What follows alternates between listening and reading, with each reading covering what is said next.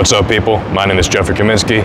Today I'm broadcasting live from the Ohio Wesleyan Gym, which is where we have our wrestling practices. And if you've wrestled for any amount of time, you probably heard one of your coaches mention a stat that the wrestler who gets the first takedown wins 70% of matches. And the obvious takeaway from this stat is that you want to be the wrestler getting that first takedown because you're pretty much guaranteed to win that match. And that is the mindset you need to be having going into a match. When you step on the mat, you are the danger.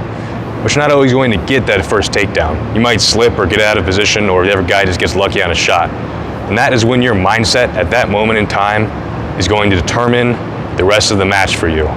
It's easy to think, just based off that stat, that, well, shit, I'm destined to lose this because he got the first takedown. That's when you have to flip a switch in your brain and realize that you are the 30%, and that one takedown is not going to stop you from getting the match.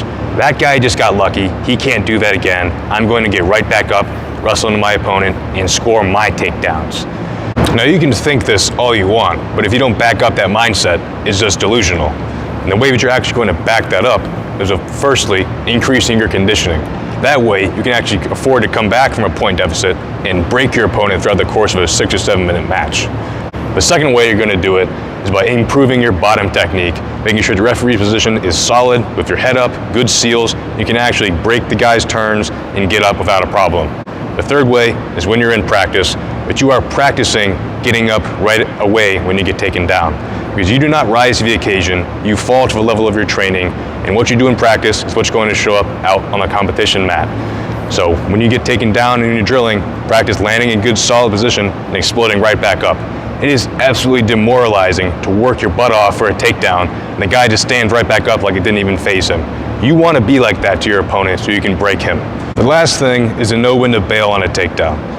Oftentimes, the guy's just happy to get on your legs and he's not mentally prepared for the fight that's going to take you down. And you can get out of a lot of takedowns by just being a tough SOB and having a solid fundamental defense, and it doesn't hurt to be able to scramble also. But sometimes you're going to find yourself so out of position that if you continue to fight that takedown, you're going to end up on your back, which is not good. Sometimes you have to understand that it's better to lose one battle to win the war.